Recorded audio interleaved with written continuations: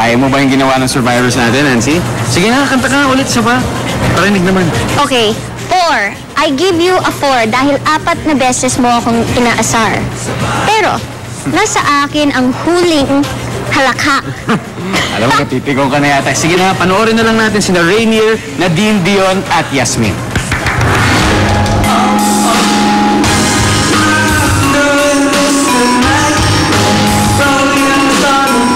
Medyo sablay nga ang pagkakapasok mo at parang gumaganong ka lang eh. Parang niloloko mo lang kami lahat dito eh. Kaya nga tayo, together again. Sabay mo ko, Iho. Together again. Sablay.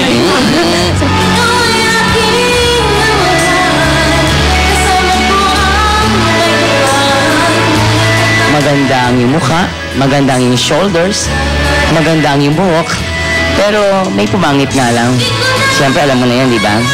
Maganda yung song. Ang song niya ay pop rock, pero ginawa mo siyang ballad version.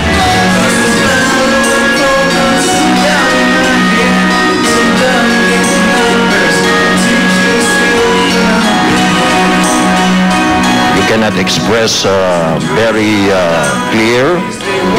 English ang kanta. Pero napapakinggan ko, parang Tagalog lang siya.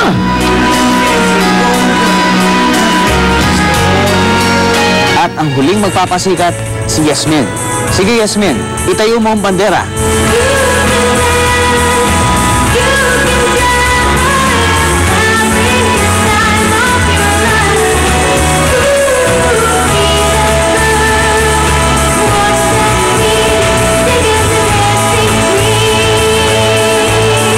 All I can say is to give you a number 9. Maganda yung pagkakaawit mo ng song dahil alam na alam mo yung song, bagay rin sa boses mo, bagay sa suot mo, lahat bagay sa'yo, kaya bagay sa'yo ay 8. Ang ganda-ganda ng mukha mo at masunurin ka pang bata, maganda ang iyong boses, bibigyan kita ng G's. Thank you.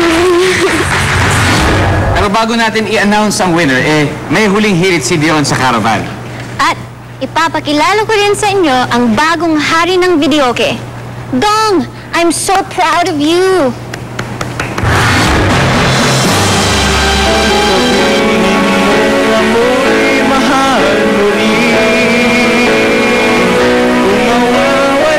Kung magwawala ka, hindi ko magkukuyo. Oy, pati ikaw natawag pa. Tulain mo na lang kasi.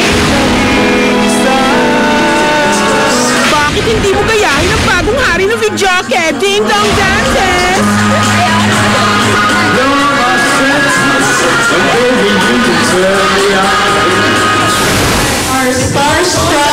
Hi, may winner kaya sa contest na ito. Aba,